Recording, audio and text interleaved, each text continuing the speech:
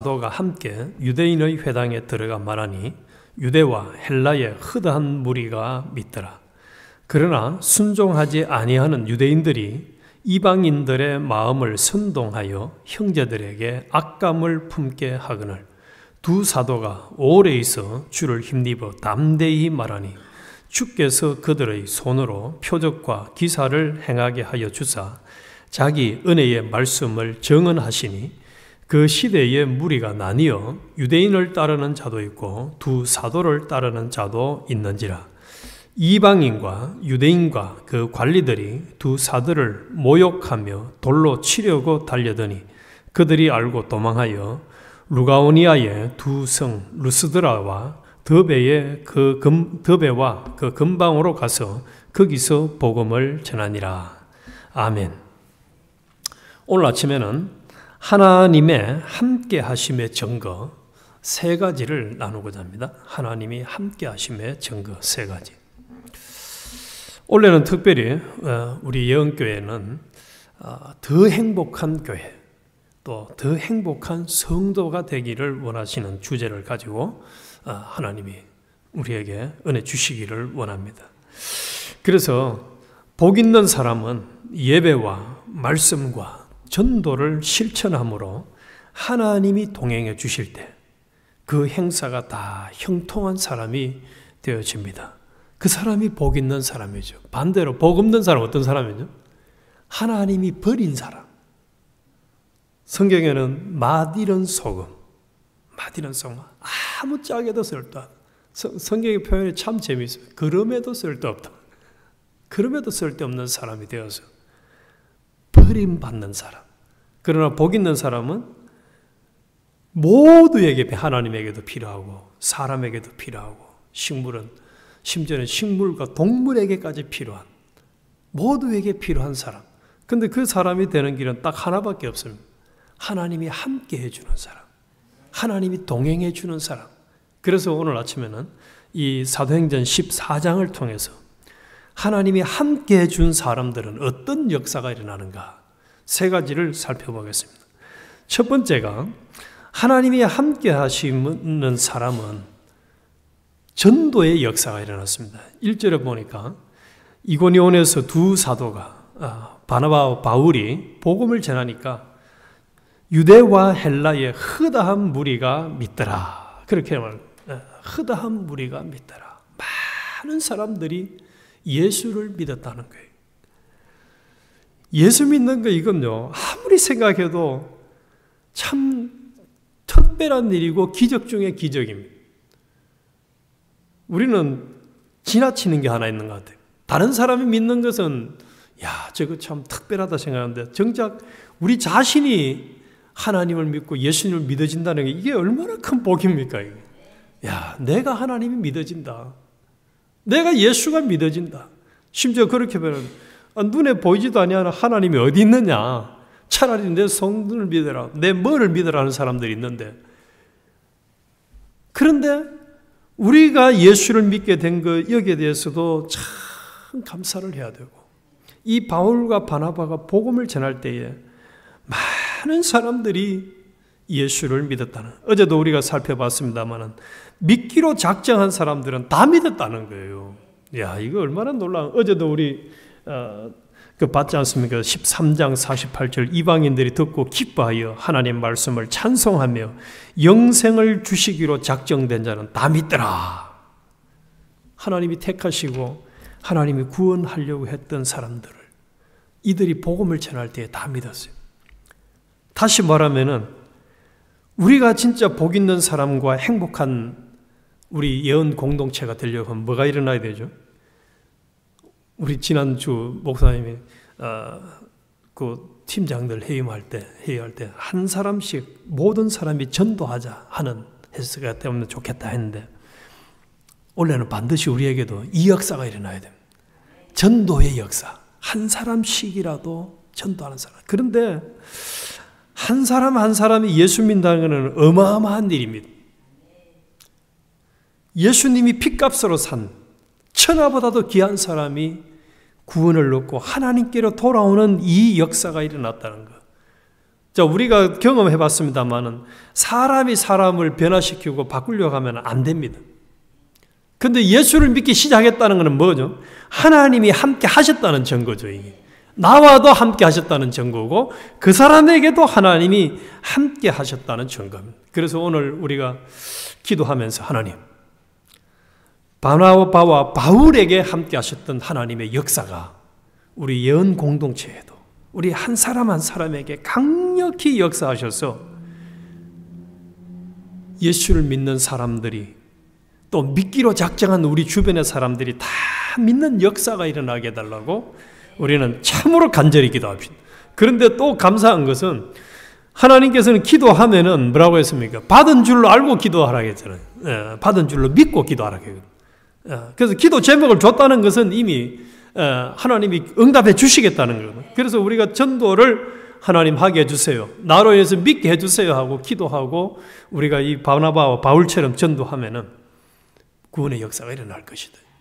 두 번째로는 하나님의 함께 하심의 역사 5절에 보니까 이방인과 유대인과 그 관리들이 두 사도를 모욕하며 돌로 치려고 달려드니 핍박이 일어나서 바울과 바나바는 계속 이제 지역을 옮기면서 전도를 해야 했습니다. 예수님이 그렇게 말씀하셨습니다. 나를 따라오거든 자기를 부인하고 십자가를 지고 나를 쫓을 것이라. 그래서 우리 신앙생활은 정상적인 이 참 거룩하고 진실된 믿음의 삶을 살면은 핍박의 역사가 옛날이나 지금이나 반드시 일어납니다. 그래서 요한계시록 7교회 중에 보면은 어려움이 없는 교회는 이게 정상적인 신앙생활 구별이 없는 교회였습니다. 그래서 좋은 게 좋다고. 우리 참 믿는 사람들도 말을 참 은혜롭게 한다고 하는데 제가 볼 때는 은혜롭지 않아요. 우리 은혜로 합시다 이러는데 사람들끼리 은혜롭고 서로 좋아가지고 자기들끼리 올리는 거는 하나님 볼 때는 그건 최악이거든요. 그건 은혜가 아니에요. 그건 악이지. 악. 인간 중심의 악이지. 그래서 진리로 말씀대로 순종하면 이 복음을 전하는 길에는 핍박이 있어가지고 도무지 여기 돌로 치려 하는지라 두 사도를 모욕하고 능욕하고 돌로 치어 죽이려고 하니까 할 수 없이 피해서 더 큰 사고를 막기 위해서 지역을 옮겼습니다. 그래서 우리는 신앙생활을 정상적으로 하면서 어려움이 오는 것은 이거는 그냥 필수적이다. 선택 과목이 아니에요. 당연하게 받아요. 그런데 놀라운 것은 사도행전 전체를 보면은 사도 바울이 그렇게 많은 핍박을 받았지만은 죽지는 않았습니다. 주님이 맡겨준 사역을 다 끝낼 때까지, 감당할 때까지 죽음은 오지 않았어요. 절대로 죽음은 오지 않았어요. 그래서 우리도 핍박과 어려움을 겁을 내서 내 믿음, 신앙 양심을 지키고 복음을 전하는 일을 중단할 이유는 하나도 없다는 사실. 그래서 오히려 반대로 핍박이 없으면은 내가 지금 참 복 있는 사람의 길을 안 걷는 것은 아닌가 하고 돌아봐야 되지 않을까. 당연히 핍박 온다. 그러나 하나님은 또 신실하게 약속을 하셨잖아요. 감당 못할 어려움은 안 준다. 합력해서 선을 이룬다. 오히려 여기 보니까 사도행전을 보면은 핍박을 받아서 흩어졌는데 가는 곳곳마다 복음의 역사는 더 크게 일어났어요. 더 흥왕했어요. 흥왕. 그래서 우리는 이 핍박을 두려워할 이유는 하나도 없다는 거예요. 그리고 세 번째, 오늘 우리가 다시 꼭 기억할 것 중에 하나가 이제 6절 이하에 보면은 루스드라라는 지역에 가가지고 바나바와 바울이 이제 복음을 전하는데 거기에 태어날 때부터 한 번도 걷지 못했던 안전병이를 치료해주는 사건이 일어납니다. 그러니까 그 치유하는 사건을 사람들이 보고는 이 바나바와 바울을 13절에 보면은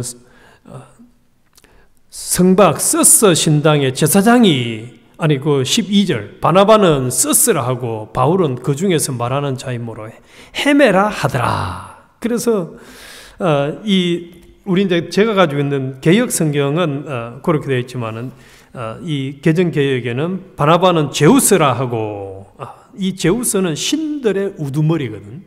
최고의 우두머리 신 제우스라고, 또 바울은 그 중에 말하는 자면 헤르메스라. 헤르메스는 신들의 전령, 또 사자, 웅변의 수호신. 그래서 둘 다 어쨌든지 신이라는 거예요. 신. 이 사람들이 볼 때는 평생 걷지를 못하던 안전뱅이를 딱 치료를 해주니까 사람들 눈에는 이 두 사람이 신으로 보였어요. 그래서 바울이 거기에 대해서 한 말이, 저는 이 말을 우리가 기억을 하면 참 좋겠습니다. 15절에 보면은 가로되 여러분이여 어찌하여 이러한 일을 하느냐. 이 사도 이제 이 바울과 바나바에게 이 사람들이 신이니까 제사를 드리려고 이제 제물을 가지고 와서 제사를 드리려고 하는 거예요. 그러니까 이 무리 가운데 뛰어 들어가서 소리 질러 가로되. 이거 큰일 났거든. 내가 신도 아닌데, 우리가 신도 아닌데 신이라고 생각하고, 아마 사무엘서에 나오는 사울 같았으면은 그래 맞아, 내가 안전뱅이를 치료해 줬으니까 너는 나한테 당연히 제사를 하는 게 맞아 하고 그래 잘하고 있어 이렇게 기분 좋아했을지 모르는데, 이 지금 바나바와 바울은 반대로 지금 뭔 짓을 하느냐, 그러면서 여러분이 어찌하여 이러한 일을 하느냐, 우리도 너희와 같은 성정을 가진 사람이라. 신이 아니고 사람이라. 너희에게 복음을 전하는 것은 이 헛된 일을 버리고 천지와 바다와 그 가운데 만유를 지으시고 살아계신 하나님께로 돌아오라 함이라. 그래서 우리가 지금 힘쓰는 것은 오로지 복음을 전해서 너희들이 회개하고 구원을 얻는 것이지, 우리의 잘난 또 나를 통해서 역사한 이것을 자랑스러워하고 영광을 받기 위해서 하는 것이 아니네. 너희와 같은 성정을 가진 사람이라. 이걸 우리에게 적용하면 이런 거죠. 이 자리에는 우리 모두도 사도 바울과 동일한 성정을 가진 인간이지만은, 사람이지만은, 피조물이지만은 하나님이 함께 하시면은 신의 역사, 사람들이 볼 때는 저 사람은 신이다 할 만큼 능력의 역사가 일어날 수 있다는 거죠. 얼마나 참 감사한 일인지 말이죠. 근데 실제로 우리도 아마 특별히 우리 곽 목사님은 중국에 가셔가지고 이런 일들을 많이 경험하셨으리라 저는 상상이 됩니다. 복음 전도하는 현장에서는 죽은 사람도 살아나거든요. 지금도 살아나요. 또 온갖 이 치유의 역사가 일어나거든요. 그는 그 사람의 실력이 아니죠. 하나님이 함께 하시며 역사를 보여주는 거예요. 하나님이 살아 계시는구나. 그래서 우리도 이 사도 바울을 보면서 소망을 가지고 조심할 게 있는 것은, 하나님이 우리를 사용하시면 우리를 통해서도 하나님의 전지전능의 역사, 모든 역사가 다 일어날 수 있다는 거예요. 동시에 그 역사가 일어났을 때에 맞아, 내가 실력 있는 사람이야, 나를 자랑할 것이 아니라 나는 사람이야, 나는 사람이에요, 하나님이 아니에요. 하나님께 끝까지 영광을 돌리는 사람, 이런 겸손한 사람만 되면은 하나님이 우리를 천국 데려갈 때까지 버림받지 아니하는 참 멋진 인생을 살다 갈 수 있는 거죠. 참 행복한 삶을 살다 갈 수 있는 거예요. 그래서 우리도 하나님이 아직도 살려주신 것은 뭐가 있다는 거죠? 우리를 통해서 하시고자 하는 하나님의 사명이 있다는 거예요. 임무가 있다는 거예요. 그런데 우리가 지금까지 각자 경험을 해보셨겠습니다만은, 내가 계획하고 내가 힘쓴다고 되는 것은 저는 없더라고요. 저는 한 개도 없더라고요. 내 계획대로 안 돼요. 내가 할 수 있는 것이 없음을 매 순간마다 고백하게 되는 거예요. 그러나 사도행전을 통해서, 특별히 오늘 이 14장을 통해서는 하나님이 함께 하시면은 허다한 무리가 믿고 나를 통해서 믿는 사람들이 생겨나고, 핍박을 받아도 또 계속 복음을 전하고 하나님의 사명을 감당할 때에 심지어는 남들이 볼 때는 신이라 할 만큼 놀라운 역사가 일어날 수 있다. 그래도 그때에 나도 사람이다.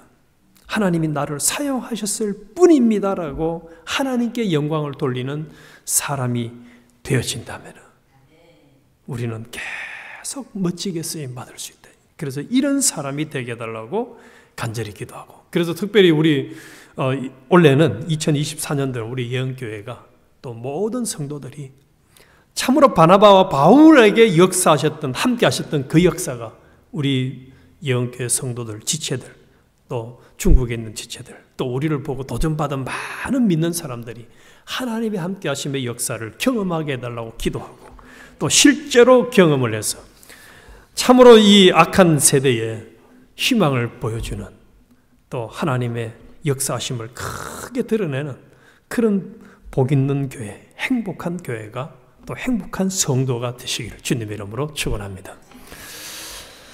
주님, 말씀을 구경만 하는 사람이 되지 않게 하여 주시옵소서.